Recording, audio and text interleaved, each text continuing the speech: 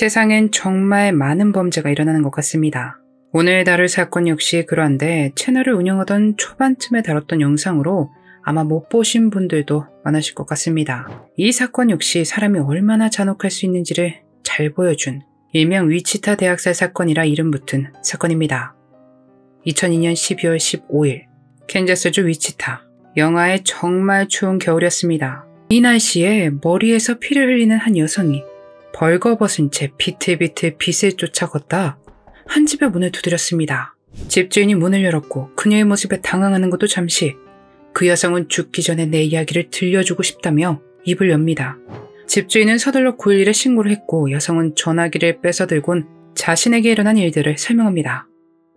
이 사건의 주범들인 조나단 칸은 1978년에 태어났고 레지날드 칸은 1980년에 태어납니다. 두 사람과 다른 형제들은 캔자스주의 다치시티에서 자랐으며 가정 환경은 최악이라 생각될 만큼 좋지 못했습니다. 환경이 그렇다 보니 쌓인 분노는 어떻게 다룰 방법이 없었고 두 사람 역시 폭력성이 다분했습니다. 부모님이 지켜주지 않다 보니 두 사람은 서로를 의지했고 특히 레지날드는 조나단을 보호하는데 힘썼습니다. 최고의 형제이자 절친인 두 사람은 모든 것을 함께 했습니다. 아주 어릴 때부터 불법 약물을 하고 여성들과 관계를 가진 모양입니다. 이런 환경에서 얼마나 밝고 긍정적일 수 있겠습니까? 조나단은 16살에 화학물질을 이용해 극단적인 시도를 합니다. 하지만 성공하지 못하죠. 두 사람은 경범죄 등 정말 많은 범죄를 저질러 많은 범죄 경력을 늘리고 있던 상태였습니다. 그런 그들이 최악의 범죄를 저질러 자신들의 이력에 마침표를 찍습니다. 2000년 12월 8일이었습니다. 밤 11시경 야구 보조 코치로 일하던 앤드류 슈라이버는 위치타의 한 편의점에 들러 물건을 사고 차에 올랐는데 한 남성이 총을 자신을 향해 들어올리는 겁니다. 카 형제 중 한 명이었죠. 앤드류는 조수석으로 옮겨갔고 범인이 차를 이동시켜 골목으로 이동합니다. 그곳엔 다른 카 형제가 그들을 기다리고 있었죠. 공범이 차에 오르고 그들은 앤드류의 카드로 ATM 기기들을 돌며 돈이 동날 때까지 뽑습니다. 그들은 돈을 다 뽑고 근처 들판으로 이동합니다. 앤드류가 두려움에 떨고 있는데 두 형제는 앤드류에게 뒷좌석 바닥에 누우라고 지시했습니다. 차키는 도로에 놔둘 거야. 스페어 타이어는 있어? 라고 물었고 앤드류는 그렇다고 대답합니다. 강도들은 차에서 내린 뒤 차 밖에 총을 쏘고 20분 뒤에 움직이라고 지시한 뒤 현장을 떠났습니다. 앤드류는 시내로 가 경찰에 신고를 하긴 했지만 특별한 무언가가 이루어지지 않았습니다. 결국 못 잡았죠. 돈을 뜯어낸 형제는 폭력적인 범죄를 만만하게 보고 또 다른 범죄를 저지릅니다. 12월 11일 오후 9시 30분 두 사람의 눈에 55세의 앤 왈렌타가 들어왔습니다. 왈렌타는 위치타 심포니의 첼리스트로 일을 마치고 집으로 가던 중이었죠. 차를 운전하고 있는 왈렌타의 뒤를 카 형제가 뒤따랐습니다. 집 진입로에 들어서 주차를 하고 잠시 앉아있는데 누군가 차 창문을 두드립니다.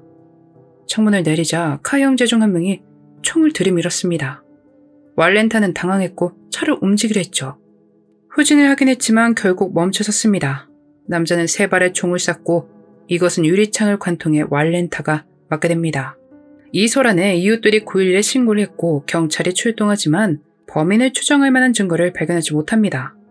왈렌타는 병원으로 실려갑니다. 그녀가 위태로운 상태로 죽음과 싸움을 벌이고 있을 때 잡지 못한 범인들은 새로운 범죄를 계획합니다. 12월 14일 밤이었습니다. 카 형제는 집에 침입을 하기로 계획을 하고 한 집을 발견합니다. 버치우드 드라이브 12727. 이 집은 3명의 남성이 함께 사는 집이었습니다. 26살 교사 제이슨 베포드, 27살 브래드 헤이카, 29살 아런 샌더가 살았고 2명이 놀러와 있던 상태였습니다. 25살의 헤더 뮬러와 제이슨의 여자친구 초등학교 교사인 25살의 홀리 쥐로 알려진 두 사람이 놀러와 있던 상태였죠. 그리고 홀리 쥐의 반려견 니키도 함께였습니다. 5사람은 저녁 식사를 함께하며 즐거운 시간을 보내고 TV를 보며 수다를 떨다 잠자리에 듭니다. 다들 침대에 누워있었죠. 홀리와 제이슨이 침대에 누워있는데 방으로 현관 조명빛이 들어옵니다. 이때가 한 밤 11시 정도 되었습니다. 일어나서 부를 거야 하나 고민하고 있던 그때 갑자기 방문이 열립니다. 그곳엔 총을 든 남자가 서 있었는데 카 형제 중 한 명이었죠. 그는 홀리와 제이슨을 침대에서 나오게 했고 다른 침입자가 아론을 침대에서 끌어내렸습니다. 이 소란스러움에 니키가 짖기 시작하자 걔를 진정시키지 않으면 죽이겠다 위협합니다. 카 형제는 다른 사람이 더 있는지 물었고 헤드와 브래드 역시 거실로 데려오게 됩니다. 카 형제가 돈을 내놓으라 위협했습니다만 5명 모두 당장 현금이 없었습니다. 그래서 건네주게 된 것이 카드였죠. 한 명이 그것을 받고 있는 동안 한 명은 집을 뒤지며 금품을 찾았는데 팝콘 상자에 숨겨진 다이아몬드 반지를 발견합니다. 이 반지는 제이슨이 홀리에게 프로포즈를 하기 위해 준비해둔 반지로 언제 어떤 방식으로 프로포즈를 하면 좋을지 생각하던 중이었습니다. 너무나 슬프게도 홀리는 최악의 방법으로 제이슨이 자신에게 프로포즈를 할 예정이었다는 사실을 알게 됩니다. 카 형제는 5사람 모두에게 옷을 벗으라 지시한 뒤 묵습니다. 그리곤 옷장에 모두 집어넣고 헤더와 홀리를 나오게 해 강제적인 몹쓸짓을 저지릅니다. 그리고 브래드, 제이슨, 아론에게 총을 들이밀며 헤더와 홀리에게 몹쓸짓을 행하도록 지시합니다. 그들이 망설이자 말에 따르지 않으면 죽이겠다고 협박하죠. 그 뒤 한 사람씩 끌고 나가 ATM기에서 돈을 찾기 시작합니다.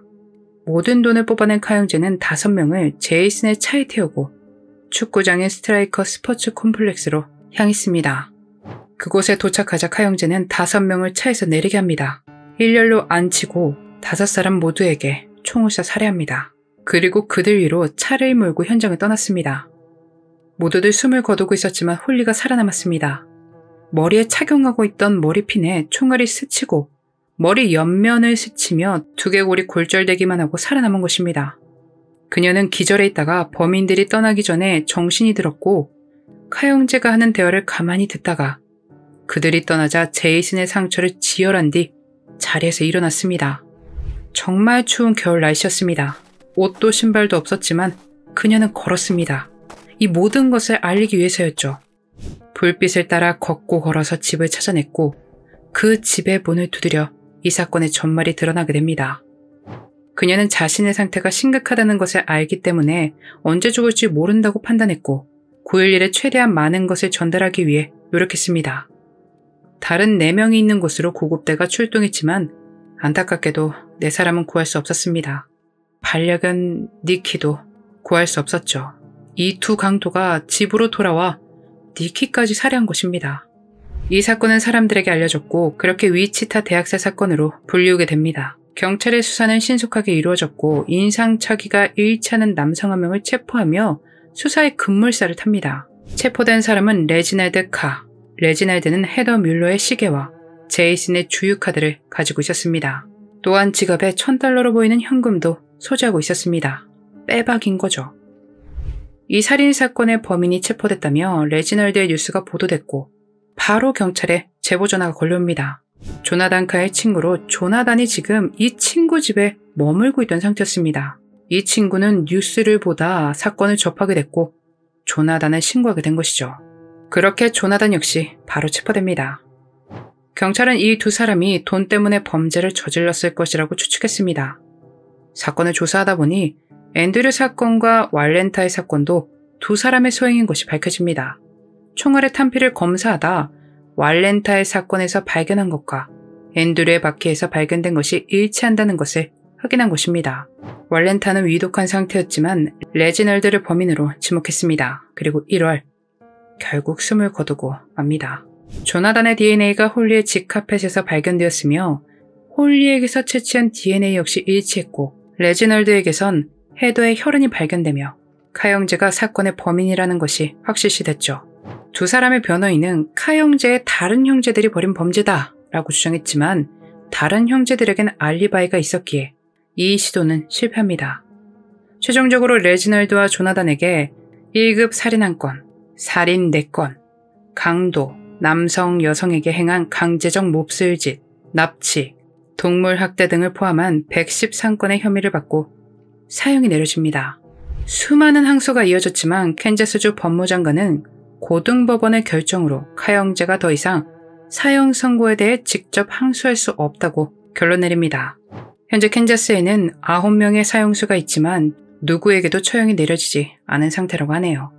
사형이 너무한 거 아니냐는 이야기도 나왔었고, 단골 멘트인 어릴 적 힘든 시절을 보냈다는 이야기도 나오긴 했지만 결과적으로 사형이 내려져서 다행이라고 생각됩니다. 그들에게 자비를 베푼다면 그들의 손에 죽임을 당해 목숨을 잃은 사람들의 억울함은 누가 풀어줄 수 있겠습니까? 그들의 감정한 정신과에서는 두 형제가 옳고 그름을 구별할 수 있지만 옳은 일을 하는 데에 관심이 없다는 것에 동의했습니다. 카 형제의 어머니는 카 형제를 바라보며 무슨 일이 있었는지 모르겠지만 사랑한다. 내가 뭔가 잘못했다면 미안하다. 죄송하다. 라고 말했습니다. 카 형제가 어릴 적 그녀는 분노를 폭발시키는 일이 많았고 그 밖에도 두 사람은 어린아이들이 겪으면 안 될 일들을 겪으며 자랐다고 합니다. 강제적 몹쓸짓, 불법 약물 등 이 불법 약물을 팔기도 했는데 고객 중에 엄마도 있었다고 하네요. 만약 그녀가 자녀들이 어릴 때 잘못을 빨리 깨닫고 사랑한다고 미안하다고 사과했었더라면 지금과 같은 일은 벌어지지 않았을까요? 여러분은 어떻게 생각하시나요? 여러분의 소중한 의견 댓글로 남겨주세요. 그저 돈 때문에 너무나 많은 사람들을 살해한 두 형제. 이건 안타까운 어린 시절을 이유로 들기엔 사람이길 포기한 범죄들이었습니다. 레지날드와 조나단 카 형제가 부디 생의 마지막까지 수감되어 있기를 바랍니다. 오늘 영상 여기까지입니다. 그날의 미스터리 오키누TV였습니다.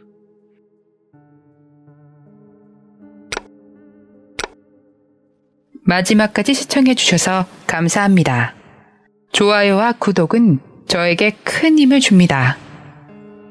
오늘 하루도 수고하셨습니다. 좋은 밤 보내세요.